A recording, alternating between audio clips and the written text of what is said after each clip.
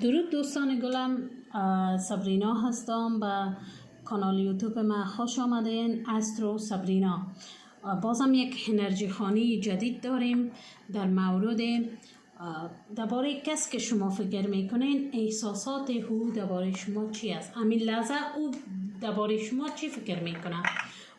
این میتونه یک چیز میگم براتون که این تو کارت انرژی خوانی ما کدام تایم مشخص نداره. هر وقت که به دسترس شما عزیزان میرسه شما از این استفاده کرده میتونین. این تا 1 سال 2 سال خدا کنه 10 سال بود. هر وقت که شما ایره فال بگیرین این برای شما درست میایه. مطلب میست که استفاده کرده میتونین. تایم مشخص نداره. و میبینیم موضوع امروز ما این است که شخص مقابل، کسی را که شما همین لحظه دربارش فکر میکنین، اول خود 3 بار اسم او را ببخشین، 3 بار اسم او را با خود تکرار کنین و نیتتان هم در دل نیت کنین که همین لحظه، همین حالا که ما کارت به دست داریم، همین حالا که شما این ویدیو را تماشا میکنین، طرف درباره شما چی فکر میکنه. هی طرف میتونه نامزادتان، میتونین به نامزادتان ببینین، میتونین به دوست پسرتان ببینین، میتونین با کرشتان ببینین، با محبت ببخشین دوستی یک طرف است یا دو طرفه یا پسر خاله یا هر کی که است، هر کی بوده میتونه، پسر همسایه جالب است. خب هر صورت یعنی منظور انشالله هدف گرفتین عزیزان. میتونین به هر کی که شما فکر میکنین او در مورد شما چی فکر میکنه.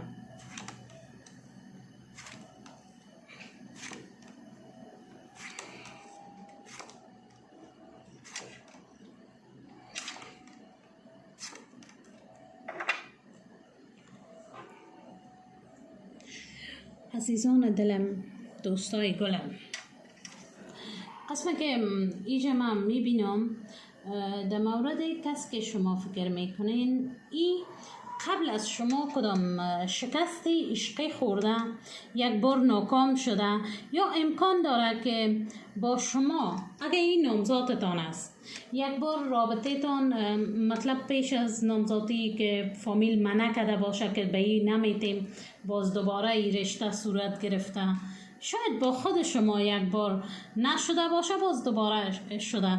و یا اگر دوست پسر است قبلا شما ایره ریجکت کردین، انتخاب نکردین، باز دوباره انتخاب کردین، یا قبل از شما کسی دیگه میخواسته با کسی کدام رابطه ناموفق داشته یا فعلا با شما خفه است، شما از او خفه هستین. اگر شوهرتان است همچنان شاید قبلا هم یک بار جنگی شده بودین، دوباره آشتی کردین و حال باز خفگیست. خلاصه هر کی که هست طرف فعلا خدا بسیار با مشکل فکر میکنه. این فکر میکنه که ای آراسی یک چیز دیگه میجا میبینم برای کسایی که ازدواج کردن.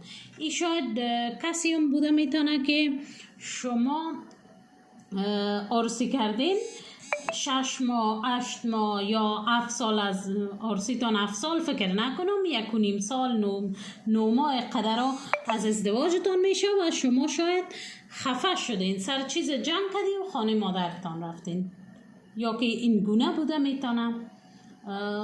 خلاصه یک خفگی در بین من میبینم که فعلا یا شما خفه هستین یا او از شما خفه است. به هر صورت طرف مقابل فکر میکنه که فعلا او بند است، فعلا مشکلات زیاده داره، فعلا هیچ کدام حرکتی به طرف شما کدام کار کرده نمیتونه. مثلا اگه میگه بیایا با شما آشتی کنه، خب شاید امو زمینه مساعد نیست که چگونه به طرف شما بیایا و چی بگویا، یا شاید میشرمه یا شاید از کجا گپ آغاز کنه نمیتونه.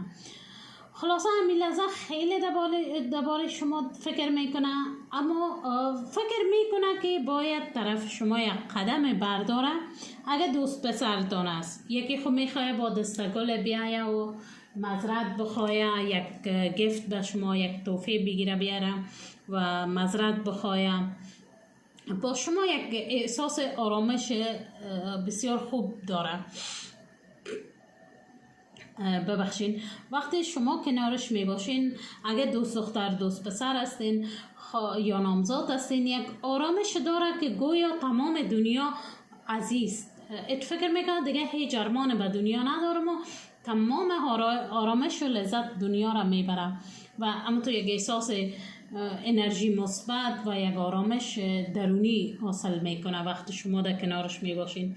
بسیار احساس آرامش داره، بسیار احساسه که من نمیفهم از رابطه تان چقدر وقت میشه مگر این مرد در کنار شما احساس میکنه که از سالها شما را میشناسه، گویی که از سالها میشناسه و با شما بسیار احساس آرامش داره و بک‌گراند شما، خانواده شما را از یک فامیل بسیار نامدار، شریف، محترم فکر میکنه که شما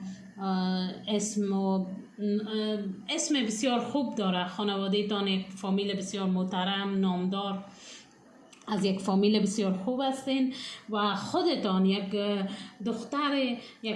دختر خانم هستین که قابل ازدواج.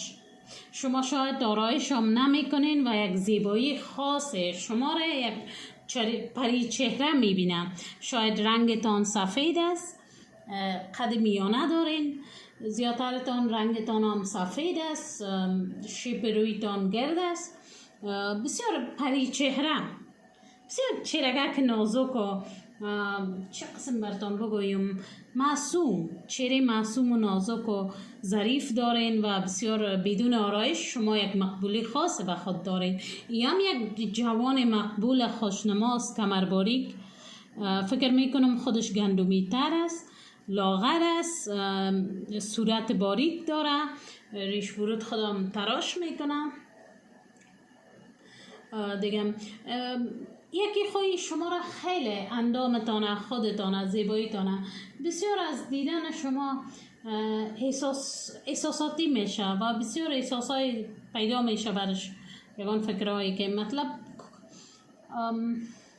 چی بگویم اترکشن هم داره به شما، به زیبایی شما را جذب میکنه و محبت هم است در قلبش، محبت در قلبش است و تصمیم داره که در 9 ماه یا 6 ماه آینده شما را از شما خواستگاری کنه و به شما اگر هنوز راز دل خدا نگفته و صرف شما میدانین که این بچه درباره شما احساس خاص داره، از رفتارش، از کردارش، از نگاهایش درک کردین، صرف کرش شماست که هنوز صحبت نکردین اما میدانین که این هم احساس به شما داره.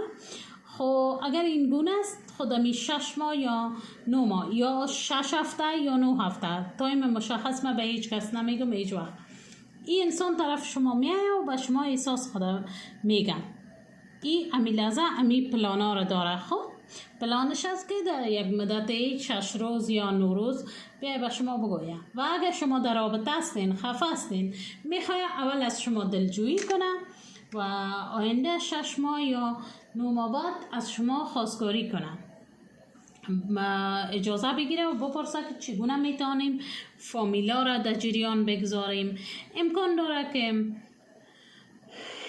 داره که پیش کدام مولا یا جادو یا چیزی هم برای شما بگویه که اگر فامیلتان قبول نکرد میریم از او فلانه مولا میپرسیم و تعویض میگیریم و این گونه، یا او هم مثل که شما امی انرژی خونی مرا میبینین او هم شاید جای پرسان کنه، طالبینی کنه راجع به ای که چی وقت رابطه تان صورت میگیره و چی وقت. این انسان یا که از فامیل خود محبت ندیده یا در گذشته بسیار درد دیده و یا با شما برکب شده یا کدام کسی در گذشته ایره فریب داده و یا خیلی احساساتی است و از دست دادن شما میترسه.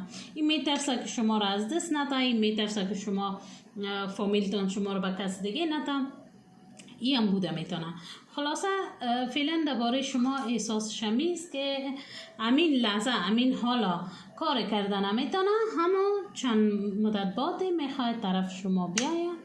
اگر شوهرتان از در سفر است خب بسیار دلتنگتان شده و میخواد که خیلی بر شما توفه گفت بسیار زیاد برتان گفت بخره با خیلی یک بیک پر از توفه ها میخواه به طرف خانه بیاید، شما را خوشحال کنه و خیلی خریدم برتان میکنه.